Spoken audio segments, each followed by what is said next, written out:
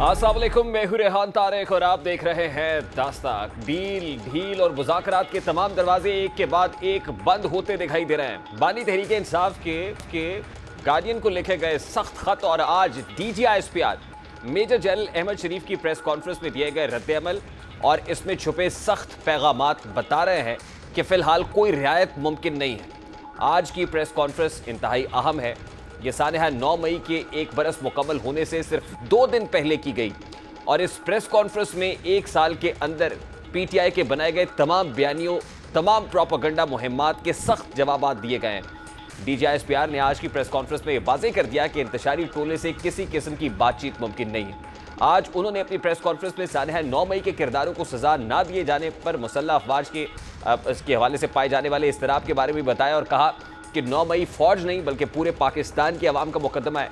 9 मई करने और करवाने वालों को आइन के मुताबिक सज़ा देनी पड़ेगी। उन्हें सज़ा ना दी गई तो मुल्क में किसी की जान, माल, आबरू महफूज नहीं है। सज़ा और जज़ा के निज़ाम पर यकीन बरकरार रखने के लिए उन्हें सज़ा दें और जल्द अज जल्द दें। उनकी इस बात के पस मंज़र में भी एक कहानी है। वो कहानी ये है कि अदालतें सानहा 9 मई के किरदारों को एक एक करके ज़मानतें दे रही हैं। आज ही लाहौर की इंसदादी दहशतगर्दी अदालत में सानहा 9 मई के 10 मुल्ज़िमान को ज़मानतें दी गई हैं, जबकि खुद मुसल्लह अफवाज ने अपने अंदरूनी एहतसाब को तेज़ करते हुए, एहतसाब के अमल को मुमकिन बनाते हुए बहुत से अफसरान जिन्होंने साने में सहूलतकारी की उनको अंजाम तक पहुँचाया। देखा जाए तो आज DGISPR मेजर जनरल अहमद शरीफ चौधरी की प्रेस कॉन्फ्रेंस में हर उस बात का अहाता और जवाब था जो PTI 1 बरस के दौरान अपने बयानियों में इस्तेमाल करती रही। मिसाल के तौर पर PTI मुसलसल सियासी जमातों से मुज़ाकरात से इनकारी और इस्टेब्लिशमेंट से बातचीत करने की ख्वाहिश का इजहार करती रही, लेकिन आज मेजर जनरल अहमद शरीफ ने यह बात वाज़ेह कर दी कि मुज़ाकरात या बातचीत फ़ौज या इदारों को नहीं बल्कि सियासी पार्टियों को ज़ेब देती है। सियासी इंतशारी टोले से कोई बातचीत नहीं हो सकती। इसके लिए सिर्फ एक ही रास्ता है कि सिद्के दिल से माफ़ी मांगे, नफ़रत की सियासत छोड़ने का वादा करें, तामीरी सियासत में हिस्सा लें।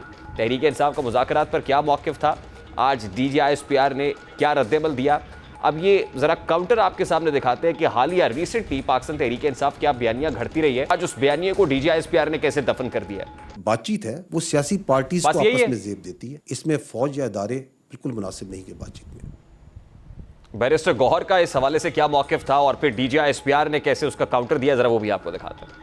किस तरीके से ये धांधली करवाई गई है और किसने ये करवाई है और किस तरीके से हमें हरवाया गया। 8 फरवरी को जो भी हमारे मैंडेट पे, पाकिस्तान के अवाम के मैंडेट पे जो डाका डाला गया 8 फरवरी और जो ये अभी जो ज़िमनी इंतखाबात हुए हैं, तो ये तो इलेक्शन को एक मजाक बना के रख दिया गया है। ये जो बयानिया बनाया जा रहा है कि 8 फरवरी में 9 मई गायब हो गया, गुम हो गया, जो भी आपने जिस तरह भी इसको बयान करें। 8 फरवरी को जो टर्नआउट था वो तकरीबन 47%। उस पार्टी को पड़े 18.5 मिलियन वोट, जो कि कुल का बनता है 31%। तो 69-70% जो वोट पड़ा वो तो इस बयानिया को नहीं पड़ा।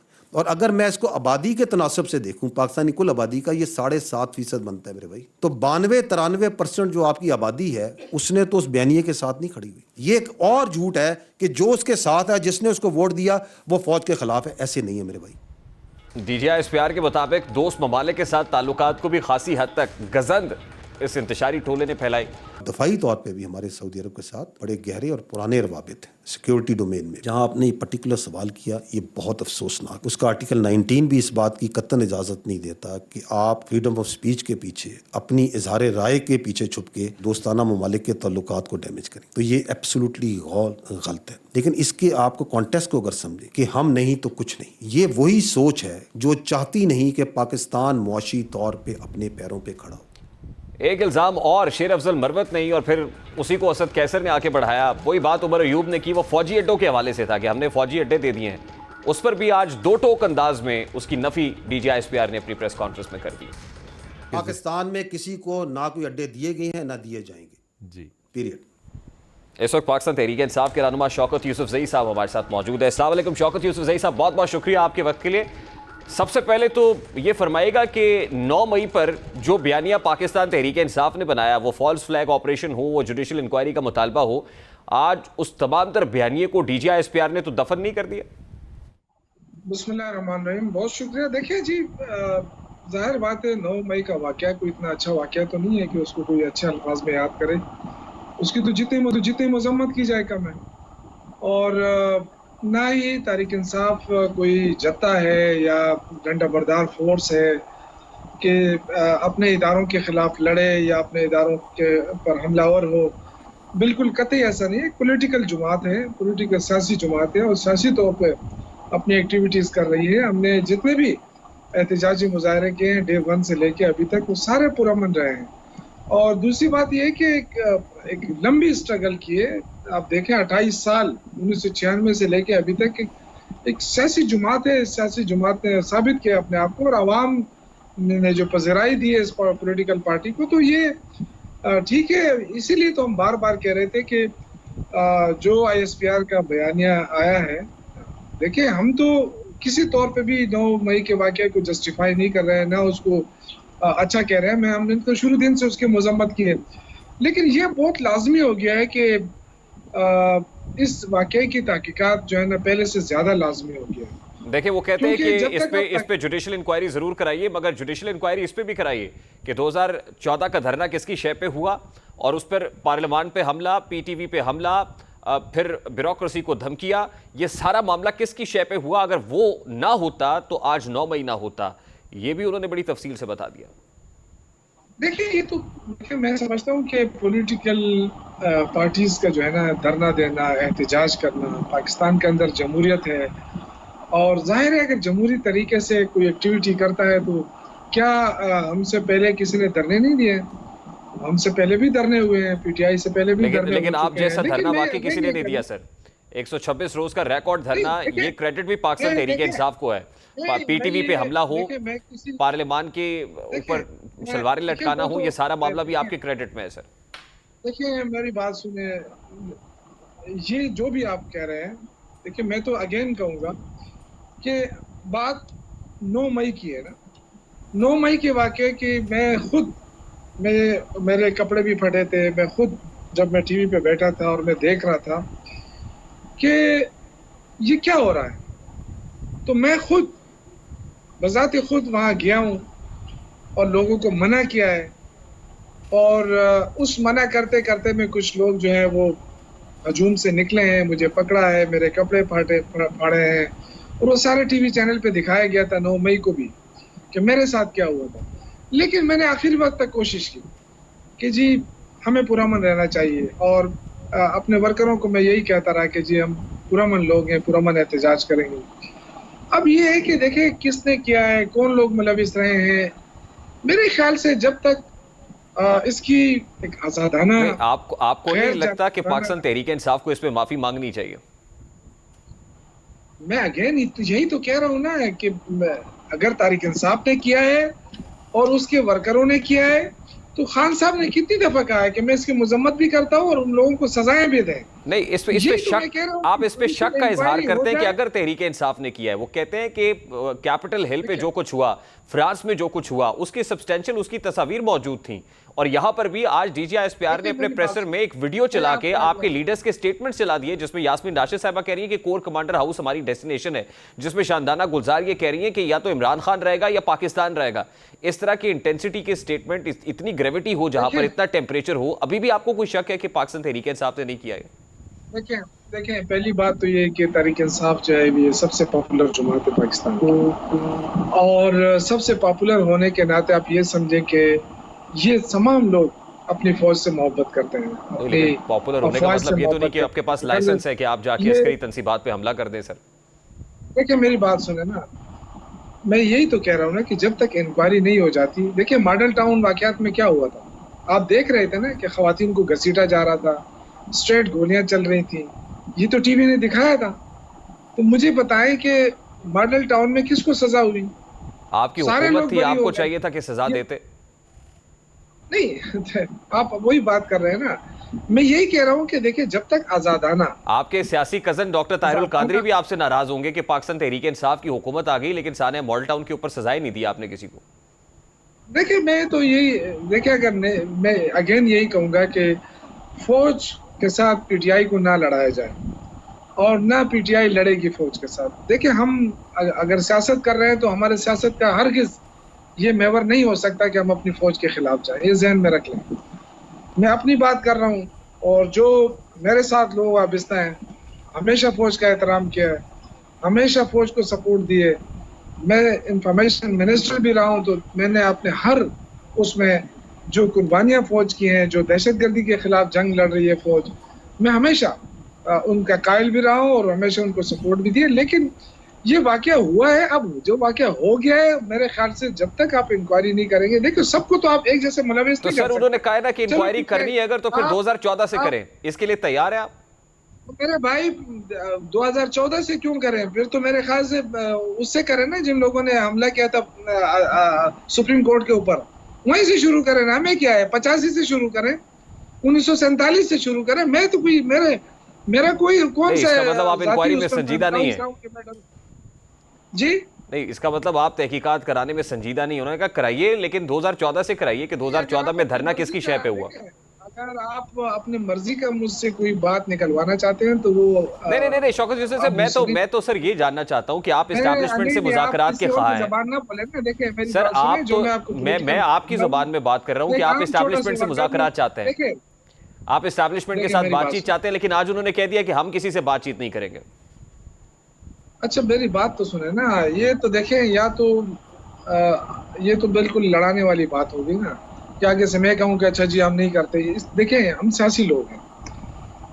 अगर मैं आपसे अगेन ये कहूंगा कि जो वाकया हुआ है हमें खुशी नहीं है और मैंने सबसे ज्यादा उसकी मजम्मत की है। अगर आप इस पे जाते हैं कि जी किसने किया, तो क्या सारे पीटीआई ने किया है? सारे पीटीआई को रगड़ा लगना चाहिए। मैं तो इस पे आ रहा हूँ ना। अगर देखें, मैंने ये इसलिए ये बार बार कह रहा हूँ कि अगर किसने किया है तो उनको कौन सपोर्ट कर रहा? हम तो नहीं कर रहे, मैं तो नहीं कर रहा हूँ बजाते खुद। मैं आपको क्लियर कट कह रहा हूँ तो ना। ओनस सर आपके कि पार्टी लीडर के ऊपर भी है ना, किसी पार्टी लीडर को चाहिए कि माफी मांग ले। वही बात कर रहे हैं। देखिए अगर आप बगैर किसी तहकीकात के ऊपर आप कहें कि जी इनको सजाएं मिलनी चाहिए, तो वो तो पाकिस्तान नहीं, दुनिया का कोई कानून आपको ये नहीं कहेगा कि जहां दे दे उनको सजा। मैं ये कह रहा हूँ कि देखिए मुझ पे जो हमला किया वो लोग कौन थे? अच्छा शौकत यूसुफ साहब, मेरा एक सादा सा सवाल है सर। आप दुकान के ताले जो तोड़ता है, अगर उसकी सीसीटीवी फुटेज मौजूद हो तो सीसीटीवी फुटेज को बतौर जो है वो शहादत सामने रखा जाता है। ये शवाहिद के अंदर वो विजुअल्स होते हैं, फुटेजेस होते हैं। अब ये विजुअल्स भी आ गए, फुटेजेस आ गई, स्टेटमेंट्स आ गए, सब कुछ पूरी दुनिया ने देखा। अब किस जुडिशियल इंक्वायरी की बात कर रहे हैं आप? उसमें क्या होगा ऐसा जो अनहोना हो जाएगा? देखिए ये तो आपको पता है कि जब मॉडल टाउन का वाकया हुआ तो वो भी सारा सब कुछ नजर आ रहा था। तो उसके बाद जितने भी मुख्तदर हल्के थे उन्होंने कहा जी जुडिशियल इंक्वायरी होनी चाहिए। ठीक है, देखिए ये हर आदमी को आपने इंसाफ के तकाजे पूरे करने हैं। जब आप सजा की बात करेंगे ना तो इंसाफ के तकाजे पूरे होने चाहिए। और मैं अगेन ये कहूँगा कि हम अपनी फौज के खिलाफ जा नहीं सकते हैं। मैं कभी भी मेरी मतलब ये कि मैं सियासत भी मेरी खत्म हो जाएगी, मैं सियासत भी छोड़ दूंगा, लेकिन मैं अपनी फौज के खिलाफ नहीं जा सकता। तो अभी भी आप एस्टैब्लिशमेंट से मुज़ाकरात के हामी हैं सर? अभी भी आप एस्टैब्लिशमेंट से मुज़ाकरात के ख़्वाह हैं? मुज़ाकरात छोड़े, मुज़ाकरात मेरे जैसे छोटे बंदे से आप क्या पूछ रहे हैं कि मुज़ाकरात करने हैं कि नहीं करने? आपके बड़े सीनियर अकाबरीन ने कहा है सर, शहरयार अफरीदी साहब ने कहा है और दीगर लोगों ने कहा है कि हम मुज़ाकरात करना। वो ये कह रहे हैं कि अगर मुज़ाकरात हमने करने होंगे तो फिर उन लोगों से करें ना जिनके पास इख्तियार है। इख्तियार लोगों के साथ तो जिनके पास इख्तियार है वही कह रहे हैं कि हमने मुज़ाकरात नहीं करने। मुज़ाकरात ऐसे हो सकते हैं कि आप माफी मांगे और जाके फिर पॉलिटिकल स्टेक होल्डर्स के साथ बैठे। तो क्यों मुज़ाकरात करें? देखिए अगेन मैं ये कहूँगा कि पाकिस्तान मुश्किल उस पर खड़ा है और हम नहीं चाहते। बहुत बहुत शुक्रिया शौकत यूसुफ ज़ई साहब, पाकिस्तान तहरीक इंसाफ के रहनुमा हमारे साथ मौजूद थे। अभी एक ब्रेक लेंगे और ब्रेक के बाद जब वापस आएंगे तो लीगी रहनुमा नून लीग से मायूस क्यों है, ये एक और स्टोरी है। इस ब्रेक के बाद आपके सामने रखेंगे।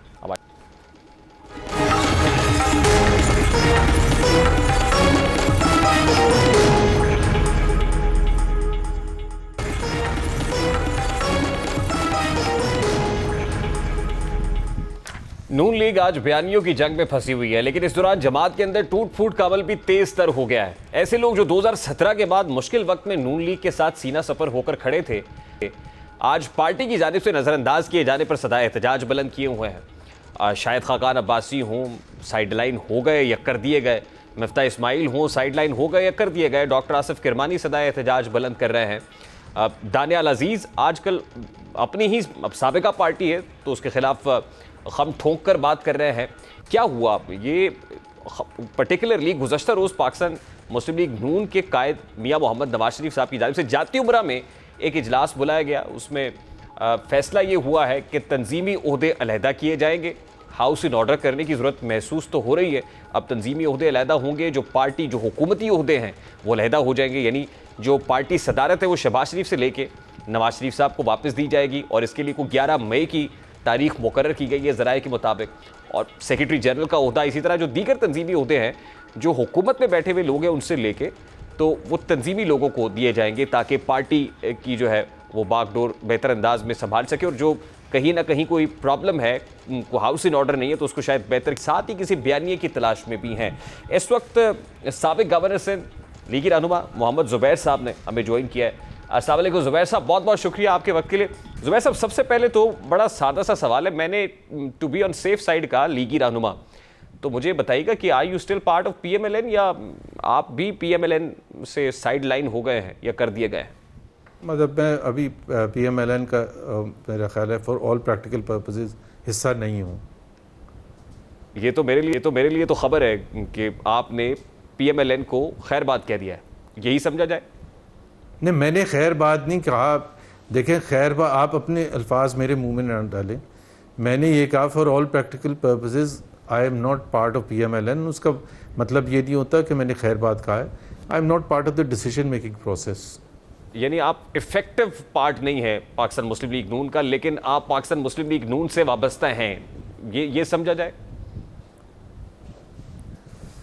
एक तो मुझे बिल्कुल समझ नहीं आ रहा, लेकिन आई नो आप क्या पूछना चाह रहे हैं। देखिए, पाकिस्तान मुस्लिम लीग नवाज के हवाले से मेरी पोजीशन ये है कि I was part and parcel of Muslim league उस वक्त तक जब तक मुस्लिम लीग अपने नज़रिए पर खड़ी थी, और सबसे ज़्यादा इम्पोर्टेंट उनका जो बयानिया था वो वोट को इज़्ज़त दो था, और वोट मैं उधर ही खड़ा हुआ हूँ।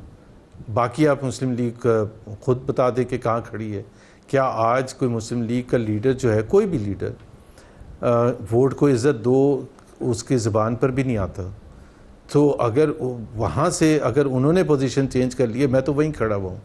तो इस चीज़ का इंतज़ार कर रहा हूँ कि जी वो वापस आ जाएंगे, अवाम की ताकत पर भरोसा बढ़ जाएगा उनका, और पॉलिटिक्स ऑफ पावर की बजाय पॉलिटिक्स बेस्ड ऑन प्रिंसिपल अगर करने की बात होगी तो मुझे तो वो उधर ही पाएंगे जहाँ उन्होंने अपने बयानिए को चेंज किया था। 2022 तक जो बयानिया था मैं उसके साथ खड़ा था और स्ट्रॉन्गली खड़ा था और सबसे आगे बढ़ के खड़ा था, उसका दिफा भी करता था। उसकी पादाश में मुश्किलात भी आई, लेकिन उसकी पादाश में बाकी PMLN की लीडरशिप पर भी मुश्किलात आई, जिसमें मियां नवाज शरीफ, मरीम नवाज, शहबाज शरीफ सारे शामिल हैं, साद रफ़ीक और दूसरे जो लीडर्स ख्वाजा आसिफ वगैरह, एहसन इकबाल, शाहिद खान अब्बासी, सब ने सफ़र किया था। तो वो जो एक जो नैरेटिव PMLN का था, वो आज उसका जो ओनर है वो इमरान खान बन के है और उसकी पॉपुलैरिटी बढ़ गई है उस ओनरशिप लेने से। और PMLN ने चूँकि वो अपना जो पॉपुलर बयानिया था उसको तर्क कर दिया तो उसकी पॉपुलैरिटी कम हो गई है। And this is what the dilemma is. Vote को इज्जत दो का बयानिया बनाने से PMLN हैड टू पे the penalty. And I still remember कि जिस वक्त मियां साहब ने गुजरावाला के अंदर एक तकरीर की थी और बराह रास्त फौज के सिपा सलार का नाम लिया था, DJI का नाम भी लिया था, तो उस वक्त आप जो है बाद में रिप्रेजेंट कर रहे थे मियां साहब को भी और मरीम नवाज साहिबा को भी बतौर तर्जुमान। आप तर्जुमान नवाज शरीफ और मरीम नवाज साहिबा, और जिस वक्त प्रोग्राम्स में आते थे हम आपको तर्जुमान ही लिखा करते थे। तो क्या PTI जहां PMLN ने अपना बयानिया तर्क किया, बयानिया छोड़ा या चेंज किया, वहीं चेंज इन गार्ड्स भी हो गया, वहीं लोग भी तब्दील कर दिए गए जो PMLN के अब नए बयानिए को रिप्रेजेंट करने के लिए टीवी स्क्रीन पे आता है?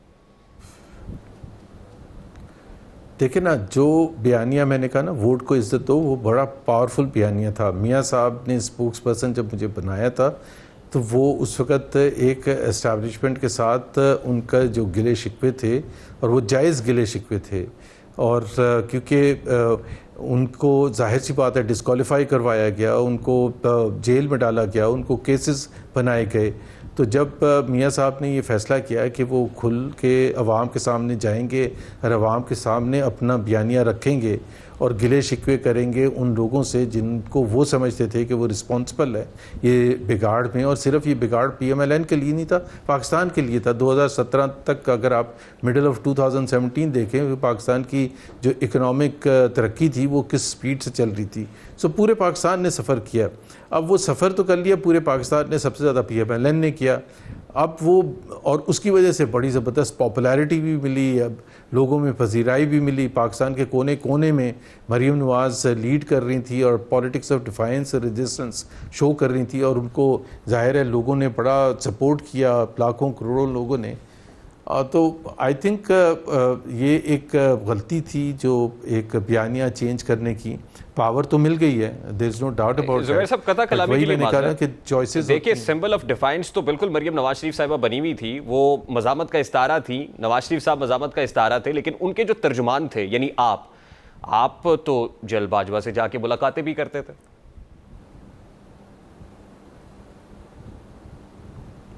जी देखें, वहाँ उस वक़्त दो बयानिया थे ना, एक मज़ामती था, एक मुफाहमती बयानिया था। और उस वक़्त मियाँ नवाज शरीफ का और मरीम नवाज़ का मज़ामती बयानिया था। हम समझते थे कि मज़ामत होगी तो मुफाहमत होगी, पावर टॉक्स टू पावर, कि अगर आप घर बैठ जाएंगे और मैसेजेस भेजेंगे कि जी हम मुफाहमत करना चाहते हैं, तो जब आपकी कोई पॉलिटिकल स्टैंडिंग ही नहीं होगी, जब आपकी अवाम में पजीराई ही नहीं होगी, और अवाम में पजीराई सिर्फ उस वक्त होनी थी जब आप पॉलिटिक्स ऑफ डिफाइंस तो करें। सर फिर शिकवा किस चीज़ का? मफाहमत हो गई ना सर, जो PMLN अचीव करना चाहती थी वो कर लिया, मफाहमत हो गई, इमरान खान घर चला गया, हुकूमत गिर गई, आप हुकूमत में आ गए। नहीं, मेरा ख्याल है वो ऐसे नहीं हुआ ना, ऐसे नहीं हुआ कि फरवरी 2024 के इलेक्शंस में अगर तो अवाम में पजीराई होती, तो अवाम के वोट से अगर हुकूमत आज बनती तो बहुत अच्छी बात होती है। आप मेरे से सवाल आपका जायज़ बनता है, लेकिन आज जो हुकूमत बनी है वो मैंडेट नहीं है ना अवाम का। तो सर वोट को इज्जत दो का बयानिया भी अवाम के वोट को इज्जत दो का मामला तो नहीं था ना, वो भी यही था कि इस्टेब्लिशमेंट को ये कहा जा रहा था कि power talks to power, as you just said, as you just mention कि इस्टेब्लिशमेंट को के ऊपर प्रेशर डाला जा रहा था कि हमसे बातचीत करें, डील कर ले, वो हो गई। जैसे मैं समझता हूँ कि 2024 का इलेक्शन फ्री फेयर और ट्रांसपेरेंट नहीं था, far from it. And I think Pakistan की तारीख में इवन बाय पाकिस्तानी स्टैंडर्ड्स बहुत ही ज़्यादा उसकी क्रेडिबिलिटी बिल्कुल ही ख़राब है। और वो उसके तहत जब आप फिर तो देखो ना, आपका एक मकसद होता है ना, पाकिस्तान का आइन है, उस पाकिस्तान के आइन में तरीक़ेकार दिया हुआ है कि अवाम के नुमाइंदे होंगे, अवाम एक फ्री एंड फेयर तरीके से उसको इलेक्ट करेगी, उस वोट को काउंट होना चाहिए, उसके लिए काउंट होना चाहिए जिसको दिया गया है, उस पार्टी के लिए काउंट होना चाहिए जिस पार्टी को दिया गया है। अब वो अगर वो नहीं होगा तो आप किसी को भी इंस्टॉल कर दें, उसके नताइज ठीक नहीं होंगे। 5 साल तक एक ऐसी हुकूमत आपके ऊपर रहेगी जिसको अवाम की तायद हासिल नहीं होगी, जो फ्री फेयर और ट्रांसपेरेंट इलेक्शन के थ्रू नहीं आई होगी। तो ये एक बड़ा सीरियस मसला है। अगर देखें ना, अगर आपने ज़बरदस्ती कोई चीज़ करवानी है तो फिर तो जनरल परवेज़ मुशर्रफ भी आए थे और जनरल फील्ड मार्शल अय्यूब भी आए थे और ज़ियाउल हक साहब भी आए थे, और उस वक्त तो मईशत भी आगे गई थी फॉर वॉट एवर रीज़न। तो मेरा ख्याल है कि सबसे बेसिक असूल ये होता है कि आइन की हुक्मरानी होनी चाहिए, आइन की बालादस्ती होनी चाहिए, और उसमें इलेक्शन कमीशन का एक बड़ा क्लियर कट रोल दिया हुआ है। उसमें पाकिस्तान के अवाम को एक हक दिया गया है कि जी आप अपनी फ्री विल से जिस पॉलिटिकल पार्टी को देना चाहेंगे आप वोट दे सकते हैं, क्योंकि this is a parliamentary system. अब एक पॉलिटिकल पार्टी को आपने वो हक से महरूम कर दिया, वो पॉलिटिकल पार्टी का नुकसान नहीं किया, पाकिस्तान के करोड़ों अवाम को डिनाई किया उनका फंडामेंटल राइट से कि जी मैं चूज करना चाहता हूँ इस पॉलिटिकल पार्टी, ये तो है ही नहीं। तो sir who is responsible for this? बाकी सारी 180 पॉलिटिकल पार्टीज हैं, एक नहीं है। सर रिस्पांसिबिलिटी किस पे आती है? पहली दफा 85 में हुआ था पार्टीलेस इलेक्शन, लेकिन ये तो बाकी सब के लिए पार्टी बेस्ड इलेक्शन था और एक पार्टी के लिए पार्टीलेस इलेक्शन था। तो फ्री एंड फेयर कैसे हो सकता था? तो मुश्किलात थी, और उसके बावजूद भी जो वोट्स पड़े, सब कुछ हुआ, उसको भी फिर डिनाई कर दिया गया। तो मुश्किलात में तो आएगा पाकिस्तान। तो ज़ुबैर साहब, who is responsible for this? इसकी ओनर्स किसके ऊपर है? यार रिस्पॉन्सिबिलिटी तो इलेक्शन कमीशन ऑफ पाकिस्तान की ना, और किसकी रिस्पॉन्सिबिलिटी है? अगर इंडिया में आज इलेक्शन पर कोई उंगली उठेगी तो election commission of India. Pakistan Muslim League Noon के लिए आसान था कि आप डिनाई कर देते, आप कहते हैं नतीजे ठीक नहीं है।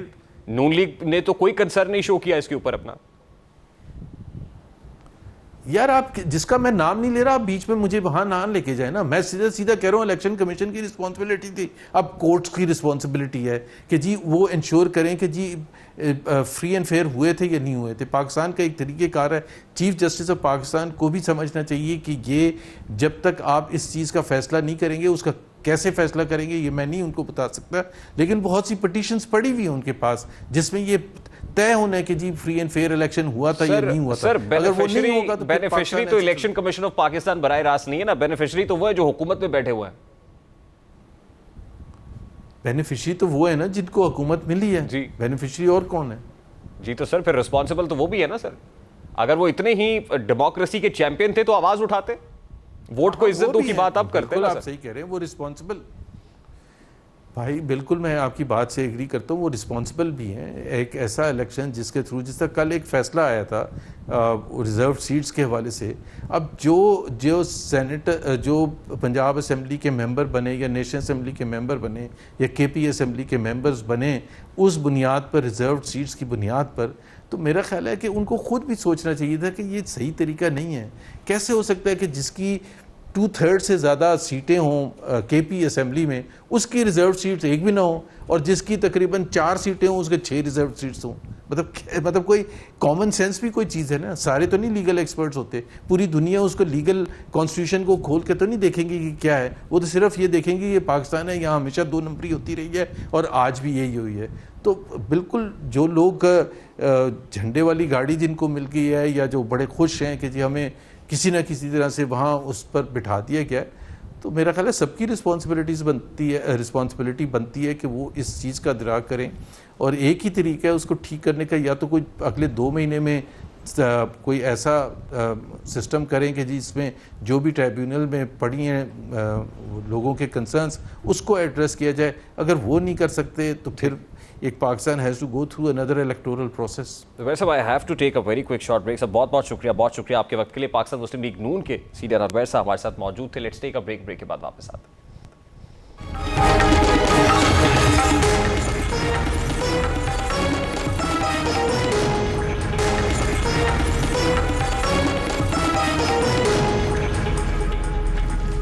छह जजेस का खत और इसमें मुदाखलत के इल्जामात शिद्दत इख्तियार करते जा रहे हैं। पिछली समात पर और आज भी सुप्रीम कोर्ट में एक नुक्ते पर बार बार जोर दिया गया, जज में प्रेशर बर्दाश्त करने और उस पर एक्ट करने की जरूरत नहीं है तो इसे इदारे में रहने का कोई हक नहीं है।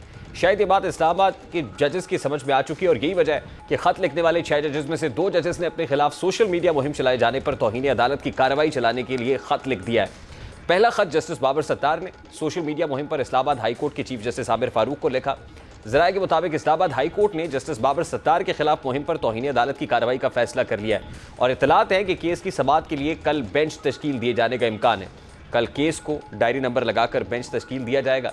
जस्टिस बाबर सत्तार के बाद इस्लामाबाद हाई कोर्ट के जस्टिस मोहसिन अख्तर कयानी ने भी तौहीन अदालत की कार्रवाई के लिए चीफ लिखा और बताया है। मोहसिन अख्तर कयानी ने भी chief justice Islamabad high court Aamir Farooq को अपने खिलाफ सोशल मीडिया पर चलने वाली मुहिम पर तौहीन अदालत की कार्रवाई की दरख्वास्त की है। दूसरी जानब आज इन्हीं 6 जजेस के खत पर सुप्रीम कोर्ट के लार्जर बेंच ने समाअत की। जस्टिस अतर मिनल्ला ने दौरान समाअत अपना लिखा हुआ इजाफी नोट पढ़ते हुए कहा कि हुकूमत इल्ज़ामात का जवाब दे, अपनी पोजीशन वाज़े करनी चाहिए। हाई कोर्ट के जजेस ने निशानदेही की कि मुदाखलत का सिलसिला अब तक जारी है, वफाकी हुकूमत की जिम्मेदारी है वो मुतमईन करे मुदाखलत नहीं हो रही। पाकिस्तान बार काउंसिल के वकील ने दलाइल दिए कि 6 जजेस के मामले पर जुडिशल तहकीकात चाहते हैं। एक या एक से ज़्यादा जजेस पर मुश्तमिल जुडिशल कमीशन बनाकर कसूरवारों को सज़ा दी जाए। जस्टिस अतर मिनल्ला ने कहा कि 2018-19 में हाई कोर्ट्स का सबसे बड़ा जो चैलेंज सुप्रीम कोर्ट खामोशी इख्तियार करना था। लगता है कि पाकिस्तान बार काउंसिल ने जो सिफारिशात मुरतब की हैं वो हाई कोर्ट्स के जवाब की रोशनी में नहीं की। 76 साल से इस मुल्क में झूठ बोला जा रहा है। अब आज अतर मिनल्ला साहब, जस्टिस काजी फाइज ईसा, जस्टिस जमाल खान बंदोखेल इसके ऊपर अपनी ऑब्जर्वेशंस देते रहे।